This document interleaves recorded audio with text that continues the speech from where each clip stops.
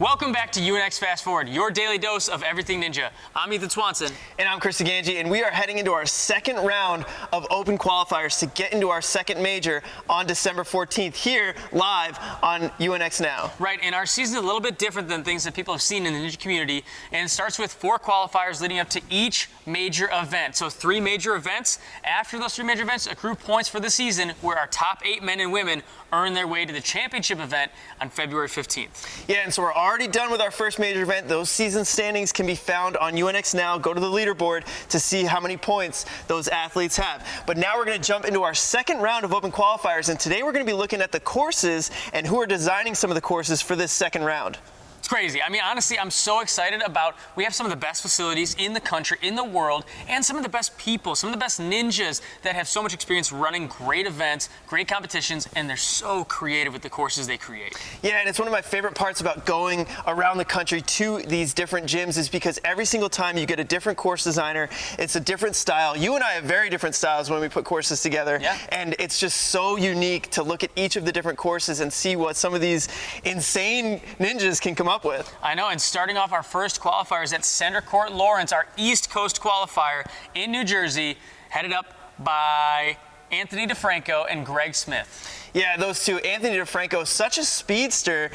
We've seen him go very fast on American Ninja Warrior. And him and Greg, best friends. Those guys hang out all the time. And so I can't wait to see what they put together. I'm wondering if we're going to see more of a speed course on this one. You know, I'm not sure, and I think he was actually really excited about the level of athlete competing. And he said, he's like, I'm just excited to watch them compete on this course. I don't think he's going for speed. I think he's going to crush some souls out there. Yeah, I mean, the level of competition that we've got registered so far, which we'll go over on another episode, is very stacked. There are a lot of amazing athletes that are going to be out there, and you know he's going to want to challenge them and really put them to the test. But I gotta wonder, like, what is it? So you don't think it's going to be a speed course? I don't think it's going to be speed. I think he's going to be going for a few finishers, and with a stacked field, let alone the East Coast is the Beast Coast.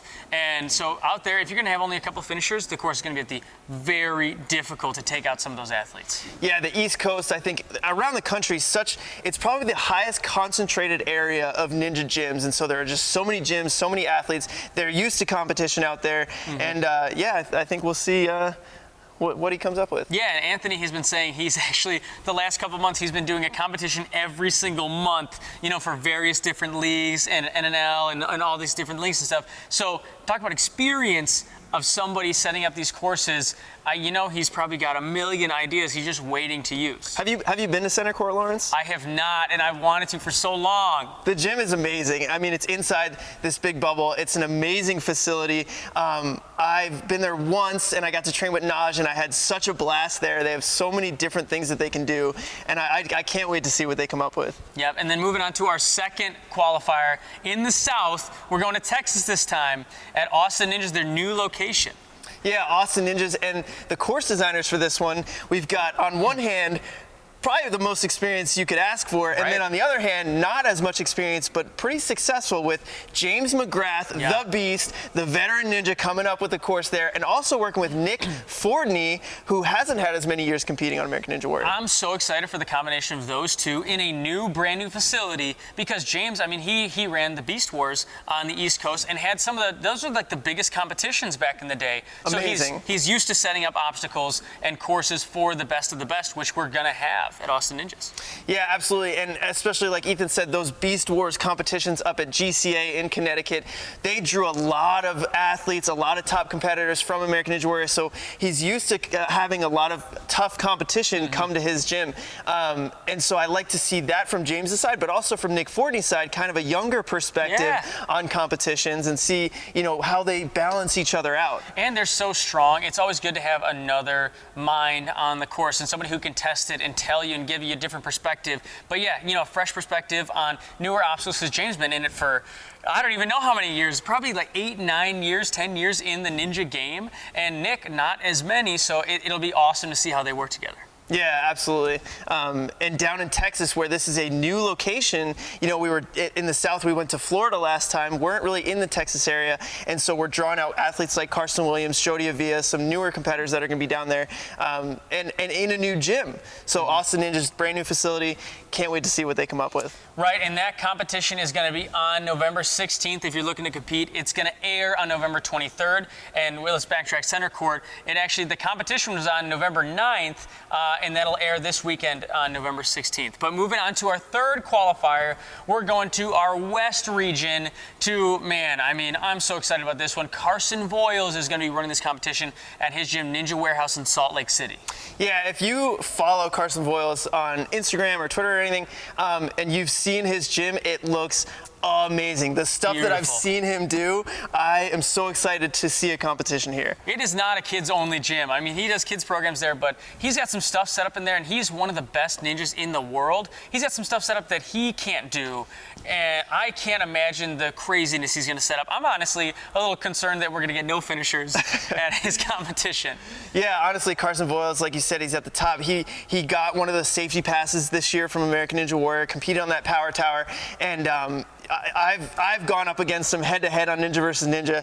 The guy is an amazing athlete, an amazing ninja, and he's going to challenge those athletes. Yeah, absolutely. And that one is going to be, the competition is on November 23rd. That'll air on November 30th, which brings us to our last qualifier. The last chance athletes will have to get into the second major is going to be up in Wisconsin at Warrior Jungle, run by Drew Knopp.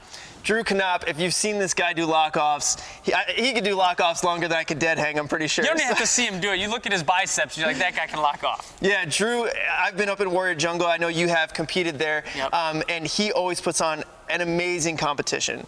Yeah, I mean, he's put together multiple stages. He's had great competition there and level athlete. I know myself, Mike Salenzi, Flip, Jake Murray, Michael Torres have been there, so he's very familiar, and himself also, he's very familiar with top-level athletes. I'm really excited for the things he's going to put together because he's actually got his own ninja hold with Monster Ninja too, so you know he's really creative and coming up with new things. Yeah, and we saw him on stage 2 of American Ninja Warrior. We saw him come out here for our open qualifier here in Naperville. And it's so amazing when we see these athletes who are used to competition putting together their own courses, because they know exactly what makes a good course. Yep, and for him, it's going to be really interesting because, he's not known as a crazy speed athlete, but he's more of that upper body explosiveness athlete, the sustained power athlete. So I wonder what kind of course he's going to put together, if it's just going to be a brutal upper body course or if he's going to change it up.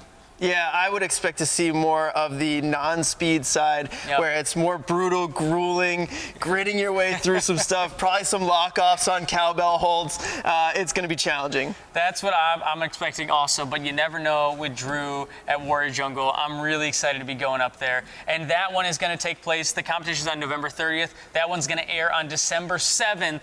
And once again, that's our last qualifier. Those are our 4 qualifiers to get into the second major event, which is going to be streamed live, UNX Now. And that one is going to be on December 14th.